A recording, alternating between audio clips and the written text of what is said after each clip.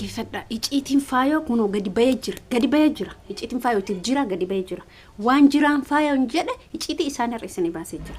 Warri fayyoo erga jiranii dubartii biratti argame akkamitti manatti waamtee fiddee bira teessee akkamittiin haasoftaa akkamitti dandeessee otoo anatee dubartii biratti argamee miti akkasas jedhamee miti manatti waamu miti birayyuu hin ta'u. Maal jedhee bira ta'a manatti waa maal warra jettanii akkam nagaa keessanii sila era akkuma viidiyoo isin dhageettanitti warroonni jechuudha akkuma faayoon jettetti faayoon akkam jette hattuu abbaa manaa koo hattuu akkamitti nama hattuudha dhiisa wanni hattuu sanii waan balleesse waan kiyya san harkaa buufadha malee kufee caccabee hattuu san harkaa meeshaa kiyya buufadha malee hattuudha fi akkamitti dhiisinaan jettu akkamitti manatti maayaamtanaan jettu hattuun dhuftee qodaa kiyya mana keessaa ka hatte akkamitti dhiisa isinuyyuu akkam jechuudha akkamitti yaaddu sammuu akkam qabdu gobas dhugaa jette dhuguma jette keessattuu isin basalaa ijoolleen biyya alaa jirtan mallaqa qabaatan biyyatti fiidee galteef dhiira namaa yoo hattan dubartiin biyya keessa jirtu isin hin dhiiftu. Sabontu amma isi dhumatte jechuudha. Faayoon siistamaan jala galte. Kaleessa jiran maal jedhe? Ani barabbaa ijoollee lamaati fuudhuu danda'u. Fuudhuu kiyya maalitti beektaa? Jechuun isaa sinnatti fuudhe jechuun isaati beekaka. Yeroo itti fayyadamna malee nuti warra alarraa gale kun yeroo itti fayyadamna malee mallaqaa fi yeroo isaanii yookiin immoo wantoota garagaraatti fayyadamna malee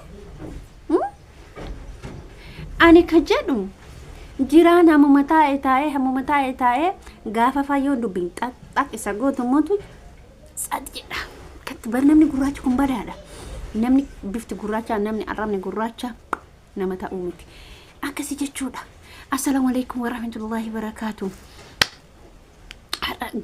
Gijjana walitti deebinee jirra waa'ee sabontuu waa'ee faayoo waa'ee jiraa walitti deebinee jirra. Akkuma viidiyoo isii dhageettan irratti faayoon kutattee jirti.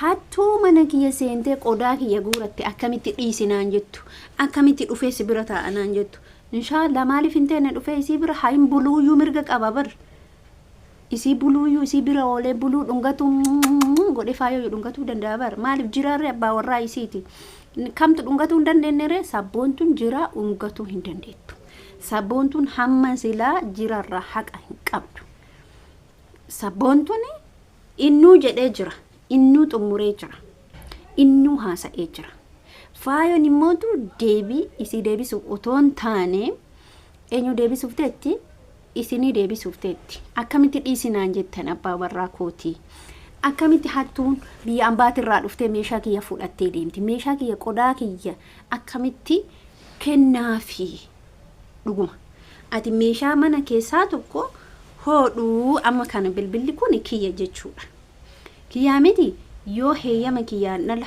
ani si heeyyamii hodhu laali hodhu irraa wantoota garagaraa fayyadamii hodhu yookiin ittiin banadhu yuutuubiin banadhu tiktookiin banadhu jechuu hanga heeyyama kiyyaan dhalaatti hin barbaachisu.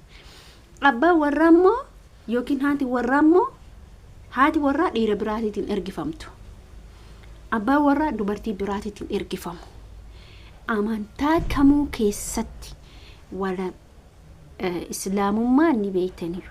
Amantaa beentee, amantaa ortodoksii, amantaa baajoo, amantoota 80 wayyootu Itoophiyaa kana keessa jira. Amantaan kamuu dubartii tantee dhiirri biraa itti haa fayyadamu jedhu. Abbaa warraa kee dubartiin biraa itti haa fayyadamtu jiru. Amantaan kamuu. Amantaa lafa kanarra jiraate amantaan kamuu hin heeyyamu. Abba mafeetan uummatni hin heeyyamu.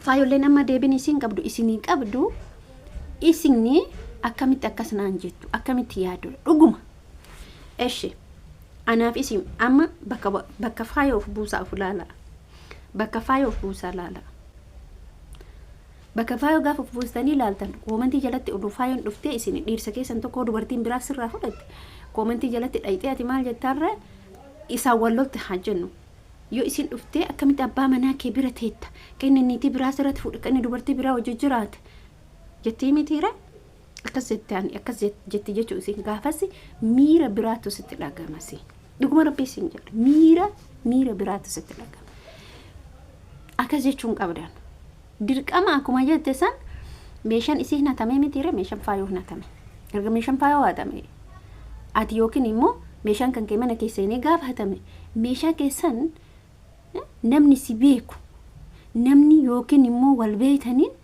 dhiisi kama wal beeyne yoo hate meeshaa san dirqama dhaytee fudhate faayoo likki jirta inumaayyuu maal jedhanani inumaayyuu isillee fakkeenyaaf amma sabboontuun oduu abbaa warraa isii tokko dubartiin takka fudhatte yookiin hiriyaan takka yookiin haadha eebboo haa jennu yookiin faayoo haa jennu yookiin immoo hedduu qabdi faayoon sabboontuu eebaluu haa jennu sabboontuu ati dhugumatti hamma faayoon dhobsite kan hin dhobsita oduu abbaa warraa kee dubartiin takka sirraa fudhatte hin dhobsitu wallaahi jechuudha sabboontuun utoo rakkoon faayoo muudate isii muudate yoona qaata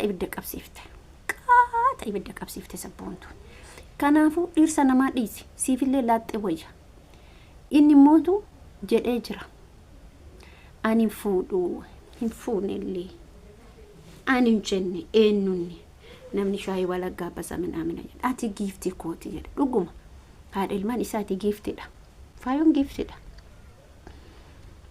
yaada karaa nageenya haalli nageenyaa sodaachise malee garuu nagaa buusuu maatiin faayoo hin danda'a garuu tasgabbaa'eedhaan wanni ani waa takka immoo sabboontuu sodaadha sabboontuu deebi'eerra kaluu jirta ilmoo dhaluuf deemta rabbiin sajaa abbaayyoon deebifne ilmaan deebisa rakkoon akkana ilmoo teetirra gaafa geessirrallee gahuu danda'a rakkoon mana tokko keessatti gaafa gale gaafa maatii keetiitti gale si ga'a gaaf ilmoo kee gale immoo mataa kee ga'a gaaf maatii kee keessa gale immoo yookiin obboleettii kee rakkoon akkanaan maaliif barbaachise dhiira namaa fudhachuun maaliif barbaachise yuusi jama maaliif gisee tokko Dubaay keessatti wantoonni akkanaan kan raawwatamu Itoophiyaa keessatti illee raawwatamu eegalee maal goota addeeti yaa ati nama dalagatu abbaa feetitti heerumuu dandeetta jira maalitti goota jiraan niti isaa haa jiraatu wajjin barakas jedhanii kaleessa viidiyoo waraaban irratti nuti wanni jireenya keenya laaqee jira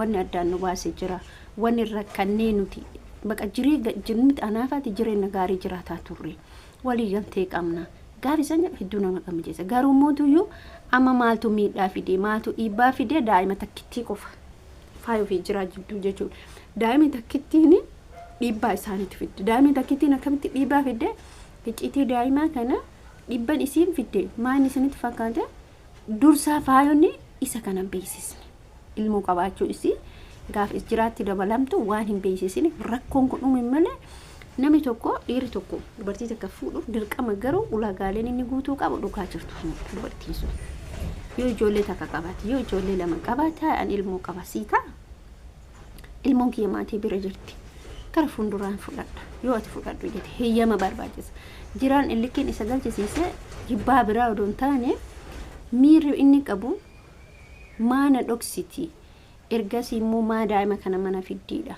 daa'imni kun wanna nama miituun hin qabdu illikiin kana qofa duwwaa ta'e na fakkaata ani garuu waa'ee beekalle wallahi yaada jedha jechuun akkuma achi ilaalcha ani faayoo laaletti jiraa hubadhetti jiraa laaletti ilaalchi inni qabu akkamitti waan kana na dhoksiti erga wanni kun jiraate maa na beeksisuu dhabde ani inni ergi isii jaalate ilmoo qabaatu baatee fuudhuun isaan oolu isii jechuudha rabbiin immoo ganama jara waliin katabe waan ta'eef faayoon illee yeroo isaaniitti daa'imni haadha bira jirti waan ta'eef gaafa kaani haati daa'imni haadha jechuu dandeetti yookiin immoo yoo guddifatan ama fakkeenyaaf maatiin jechuudha naannoon sun jechuudha ilmoota akka gaafa guddifatan ati ta'ibaluuti ani himan rakkoon daa'imatti immoo namni gaafa ijoollee tokko wallottee ijoolleen tokko abbaan keen jiru haati keen jiranii ati guddisa manaamina jedhanii miira biraatutti dhagama akka ani ilaalchaan ilaalutti achirra akkooni daa'imatti sanii yookiin haati faayoo immoo